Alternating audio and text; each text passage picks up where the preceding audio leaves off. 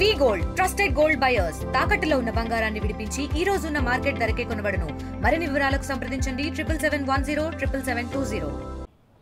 కూటమి ప్రభుత్వం ఏర్పాటయ్యి ఏడాది గడుస్తుంది. ఇదే క్రమంలోనే ఈ ఏడాదిలో ఎటువంటి అభివృద్ధి కార్యక్రమాలు జరిగాయి, ఏ ఏ అంశాలను ఈరోజు ప్రధానంగా తీసుకున్నారు అన్న అంశాలపైన మరిన్ని విషయాలు మనతో మాట్లాడడానికి విజయనగరం పార్లమెంటరీకి సంబంధించినటువంటి ఎంపీ కలిసెట్టి అప్పలనాయుడు గారు మనతో పాటు ఉన్నారు. ఆయనతో మాట్లాడి మరిన్ని వివరాలు తెలుసుకునే ప్రయత్నం చేద్దాం. సార్ చెప్పండి సార్, ఎలా అనిపిస్తుంది, ఏంటి ఈ కూటమి ప్రభుత్వం ఏర్పాటయ్యి ఏడాది అయితే గడిచింది, ఈ క్రమంలో ఎటువంటి అభివృద్ధి ఫలాలు అందాయి, ఎటువంటి సేవలు అందించారండి?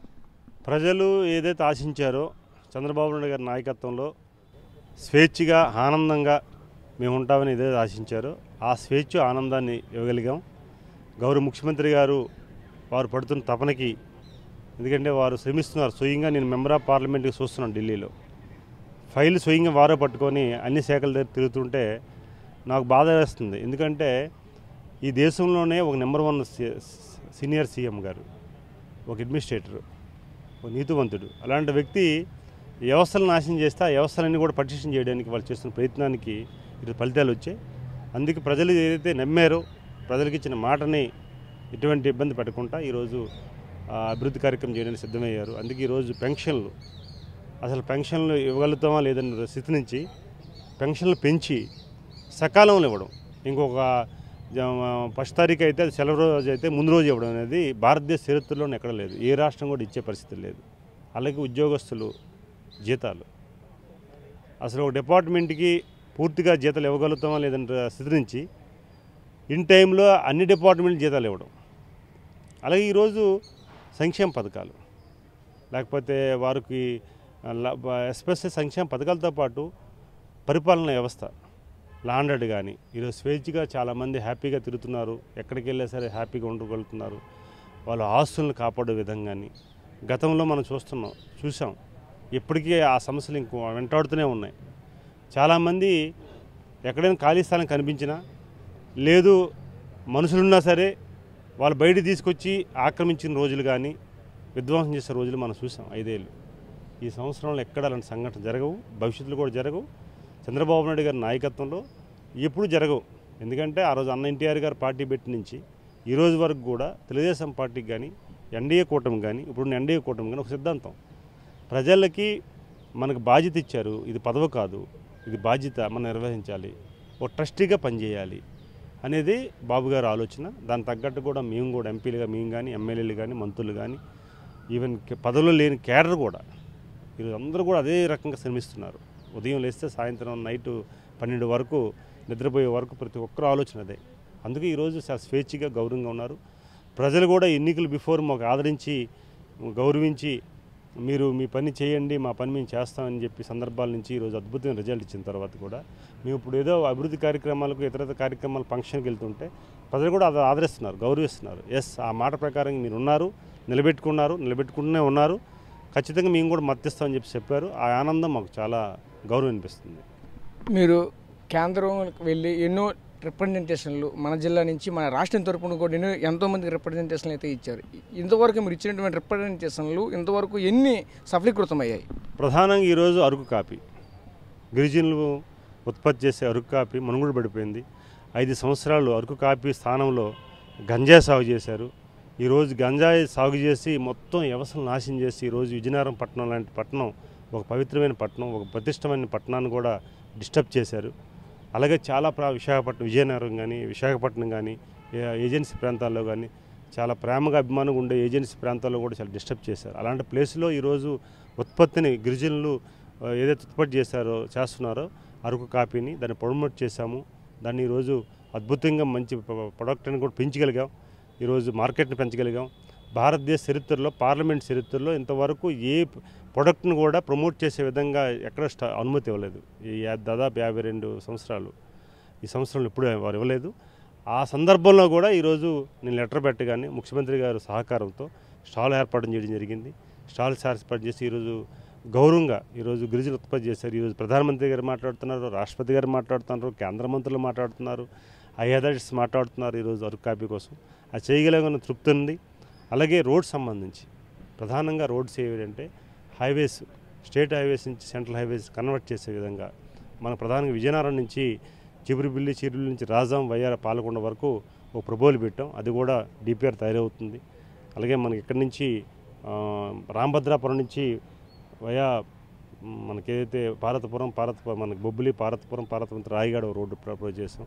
రామభద్రాపురం టు రాజాం నుంచి పొందూరు సిలగపాలెం అదొక రోడ్డు కూడా ప్రపోజ్ చేసాం.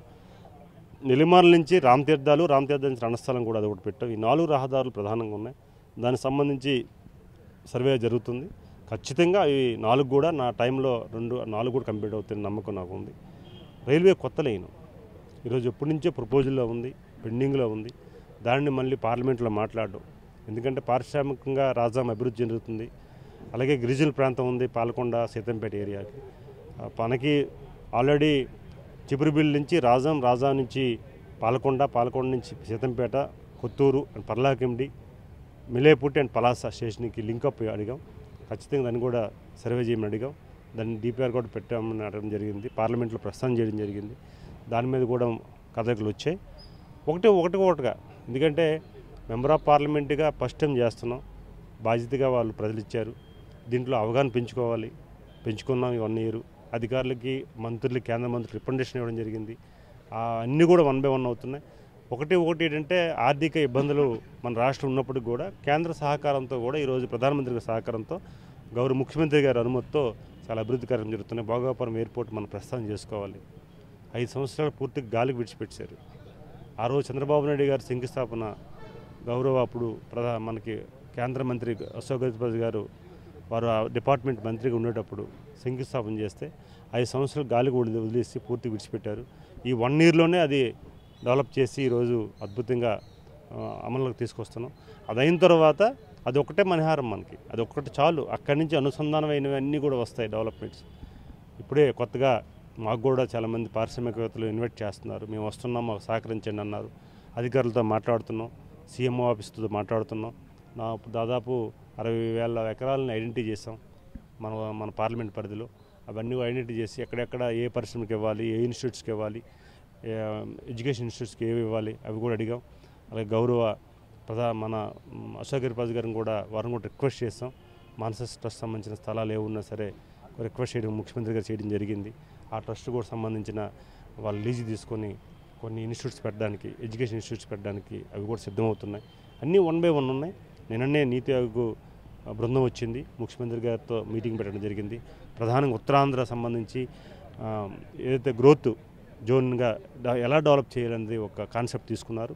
దాని మీద కూడా డిస్కషన్ జరుగుతుంది. మాకు కూడా కాన్ఫిడెన్స్ తీసుకున్నారు.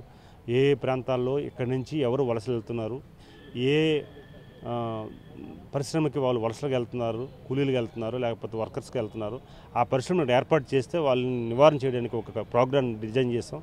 ఆ ప్రోగ్రామ్ కూడా మేము సిద్ధం చేస్తున్నాం. ప్రతి అంశం కూడా ఏంటంటే ఓన్గా ఒక ట్రస్టీగా మనం ఉన్నాం కనుక ఓన్ చేసుకొని యాక్టివిటీ చేస్తున్నాం. మరొక 2 ఏళ్ళలో అన్నీ కూడా మనం ఏదైతే సంకల్పించుకున్నామో అన్నీ కూడా 2 ఏళ్ళలో పూర్తవుతాయని నమ్మకం నాకుంది. సంక్షేమ పథకాల కోసం ఆలోచించే అవసరం లేదు, ఆటోమేటిక్ జరుగుతుంటాయి. అవి ప్రభుత్వం వచ్చింది కనుక, మాట ఇచ్చారు కనుక చంద్రబాబు నాయుడు గారి నాయకత్వంలో సంక్షేమ పథకాలు జరుగుతుంటాయి.